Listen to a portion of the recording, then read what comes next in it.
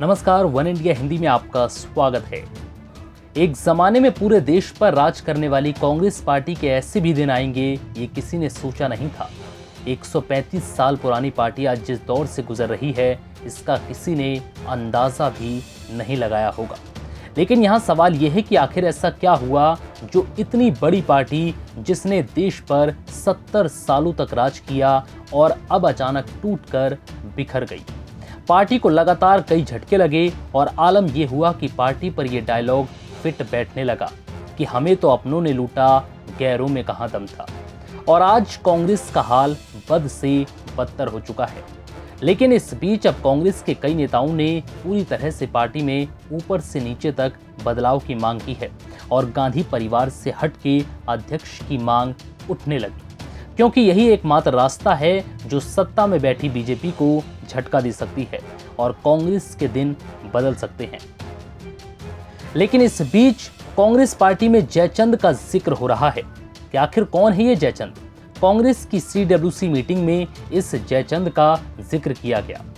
तो चलिए आपको बताते हैं कि ये जयचंद कौन है, जिसको लेकर बीजेपी लगातार कांग्रेस पर निशाना साधती है। 24 अगस्त को पूरे देश ने जो देखा, ऐसा घटनाक्रम शायद ही कांग्रेस के दौर में पहले कभी देखा गया हो।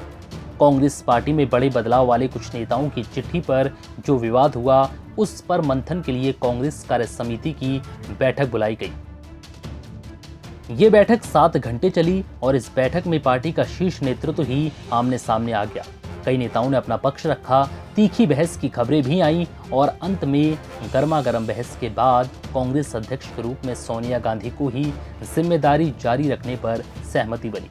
सूत्रों के मुताबिक बैठक की शुरुआत में ही सोनिया गांधी ने चिट्ठी के संदर्भ में कहा कि वो इस बात से निराश हैं कि गोपनीयता के आश्वासन के बावजूद भी चिट्ठी को मीडिया में लीक कर दिया गया।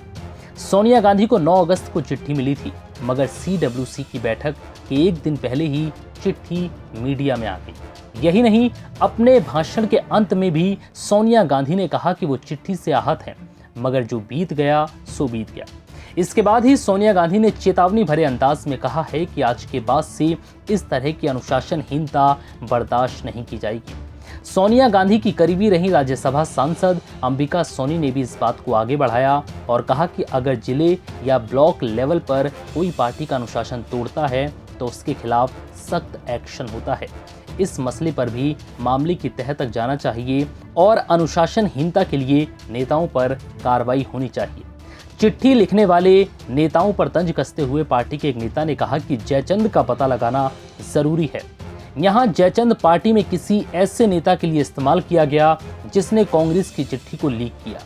पंजाब की इंचार्ज आशा कुमारी ने कहा कि अगर चिट्ठी सोनिया गांधी को भेजी गई थी तो वो सार्वजनिक कैसे हो गई। इस बात पर जांच होनी चाहिए कि आखिर चिट्ठी लीक करने वाला कौन है।